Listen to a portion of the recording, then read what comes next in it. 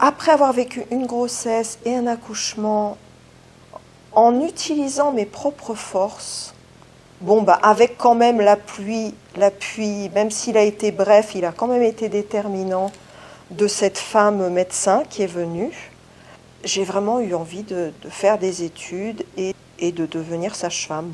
Ça m'a pris quand même quelques années, puisque d'abord, il a fallu que je me sépare du père de ma fille, parce que j'ai bien vu aussi ce jour-là que c'était quelqu'un que je ne pouvais pas compter sur lui. Et dans des moments comme ça, si importants, c'était pas possible de continuer. Puis l'avenir m'a montré que j'étais en danger avec cet homme et que je voulais pas être victime d'un fait divers où on me retrouve morte. Je ne sais pas s'il en aurait été capable, mais je pense que des fois il pétait les plombs et que je ne sais pas ce qu'il aurait pu faire. J'ai repris des études, je me suis remis à jour de mes connaissances, parce que quand même un concours de sage-femme à l'époque, c'était niveau bac, et moi j'avais le niveau bac, mais mon bac il datait de 8 ans, et il a fallu que je reprenne une formation pour vraiment me préparer au concours. J'ai passé plusieurs concours, et sage-femme c'était vraiment celui que je voulais par-dessus tout, et j'ai fait mes études, et ça a été aussi tout un défi, parce que être maman isolée et en faisant des études de sage-femme à 28 ans, j'avais besoin à la fois d'être déterminée, puis à la fois j'ai été obligée de faire des choses qui ne m'ont pas plu dans ces maternités, dans ces grosses maternités.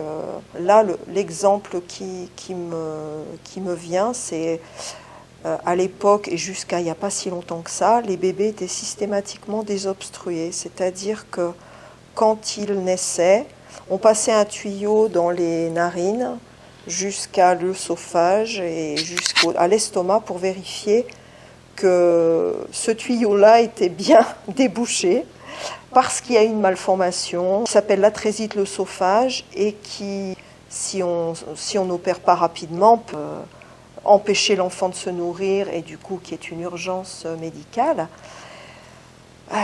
Sauf que cette malformation, c'est un bébé sur 2000, et qu'en plus, en faisant ce test avec ce tuyau, parfois le tuyau il se recourbait dans l'œsophage et qui ne diagnostiquait pas forcément. Donc,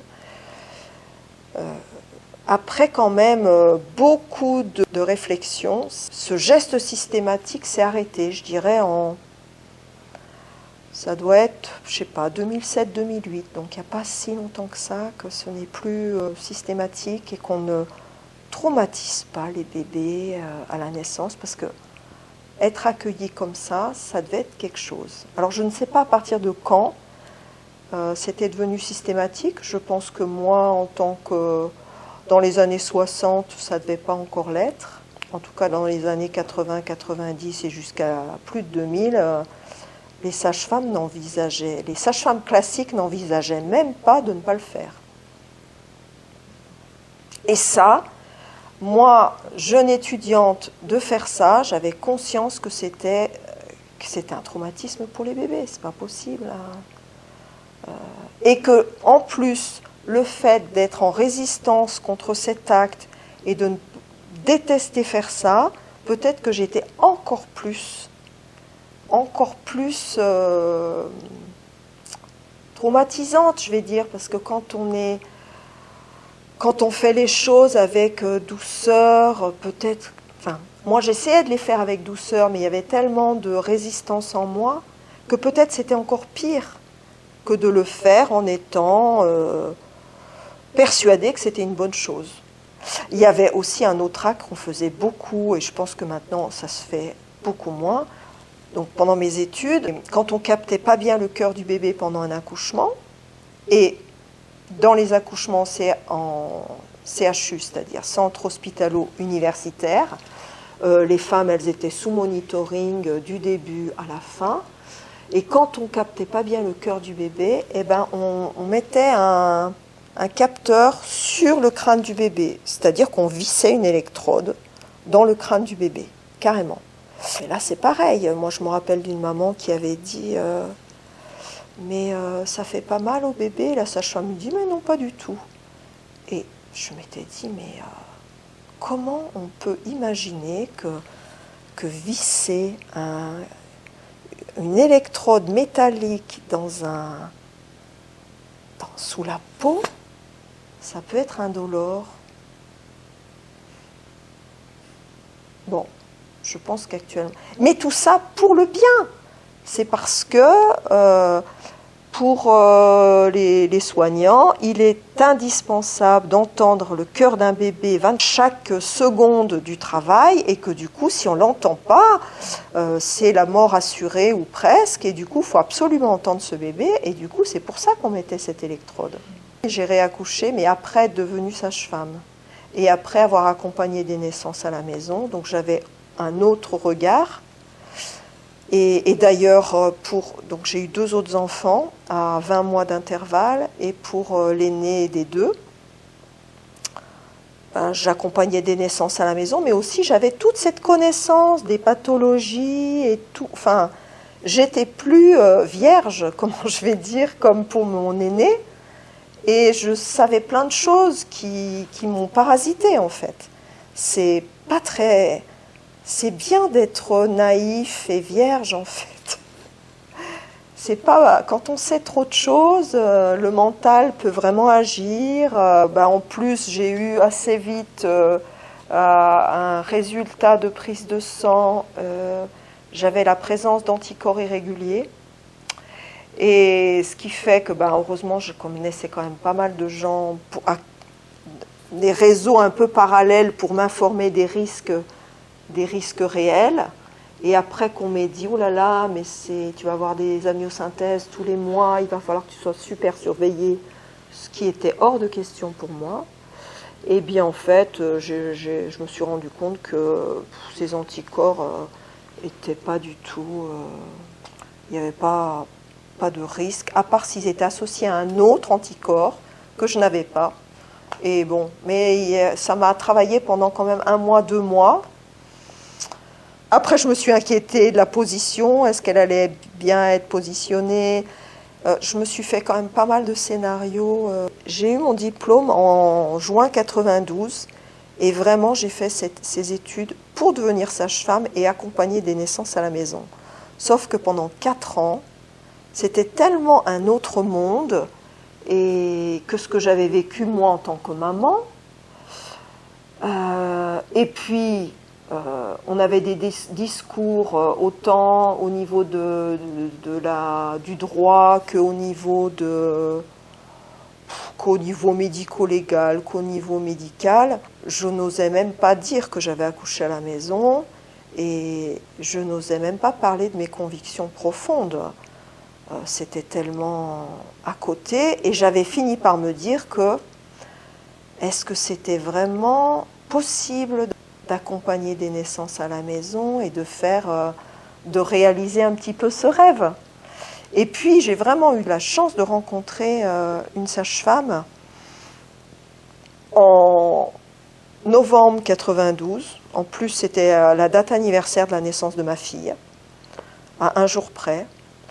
Et là, en plus, c'est une sage-femme avec qui j'ai tout de suite une relation très facile et très agréable. Et elle avait eu un accident de voiture et cherchait quelqu'un pour travailler avec elle. Et du coup, je lui ai dit, mais moi, j'ai pas d'expérience. Et elle m'a dit, oh écoute, c'est toi qui vois. Et alors vraiment, cette phrase, elle est restée un peu gravée.